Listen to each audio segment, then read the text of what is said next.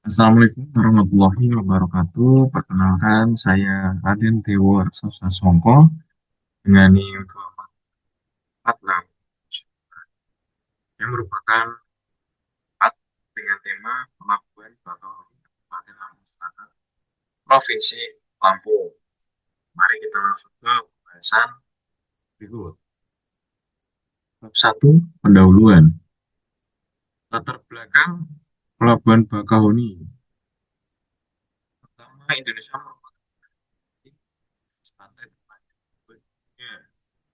Dan Lampung mempunyai posisi strategis di ujung Sumatera, sehingga menjadi pintu gerbang utama Pulau Sumatera yang berpotensi besar di sektor ekonomi, industri, perdagangan, pertanian, dan wisata.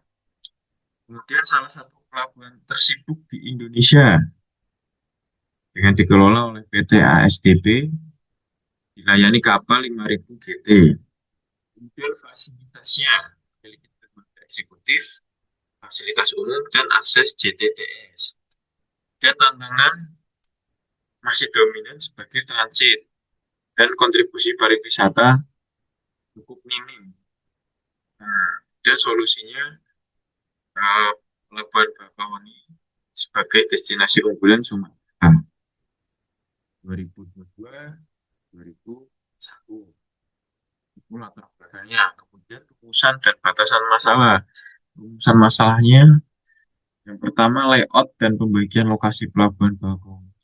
Dan jenis pelabuhan dan alur pelayaran.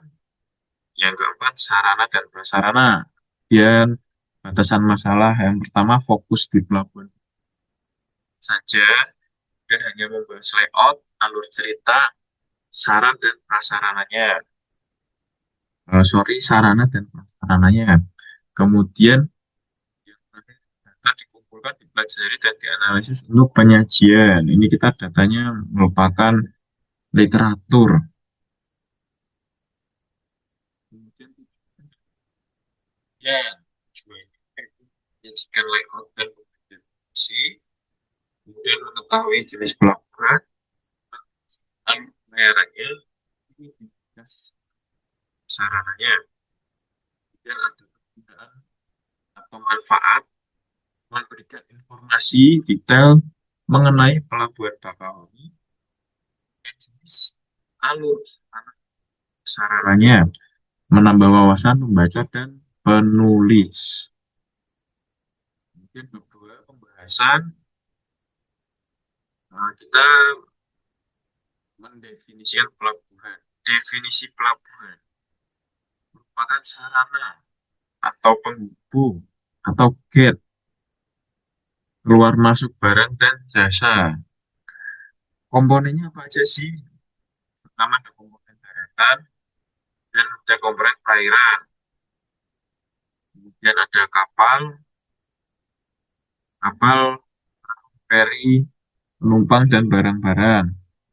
Dan peran sebagai simbol utama ya sebagai tolak. Dan contoh Pelabuhan Bakauheni di Selat Sunda terhubung dengan Pelabuhan Merak dan termasuk jalur pelayanan terpadat tersibuk Indonesia.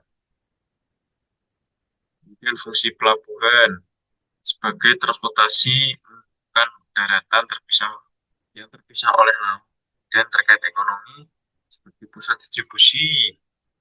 Kemudian logistik ini masih sebagai mendukung pasok industri. Kemudian keamanan dan pertahanan, jalur logistik dan pangkalan militer. Dan sosial dan kultur, titik pertemuan berbagai budaya. Dan peran khusus Pelabuhan Bakauheni. Yang pertama sebagai penyeberangan utama antara Sumatera dan Jawa sebagai logistik. Dia salah satu pelabuhan tersebut di Indonesia pastinya. Kemudian saya ekonomi. Kemudian ada berkembang menjadi pusat wisata dan investasi. Bakauheni dan kota. Nah, kemudian selanjutnya lokasi dan sejarah. Sehingga di Desa Bakauheni Selatan dengan koordinat sebagai berikut. Kemudian terhubung langsung ke Sumatera dengan memakan waktu kurang lebih 1 sampai 1,5 jam sampai 2 jam dari Bandar Lampung. Dan sejarahnya sejak Mei 1901, luasnya kurang lebih 150 meter persegi.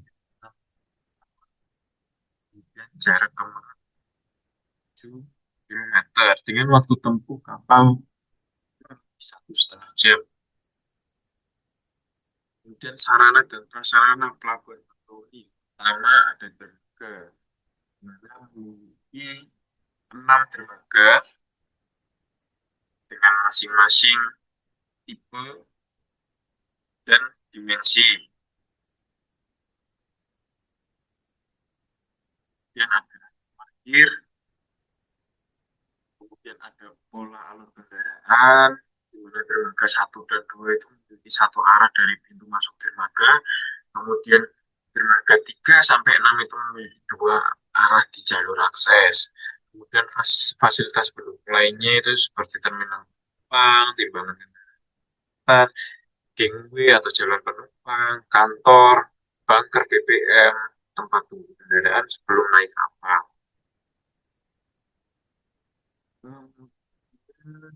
Layout pelabuhan Bakauheni itu mengatur alur kendaraan, parkir, terminal, dermaga, penumpang, dan barang. Ini bisa dilihat di gambar ya. A, B, C, D, E, F, G, H itu merupakan buat simbol parkirnya. Nah, sarananya itu ada dermaga 1 sampai 6, dan ada area parkir, ada terminal penumpang, dan ada dermaga 7. Ini khusus untuk eksekutif.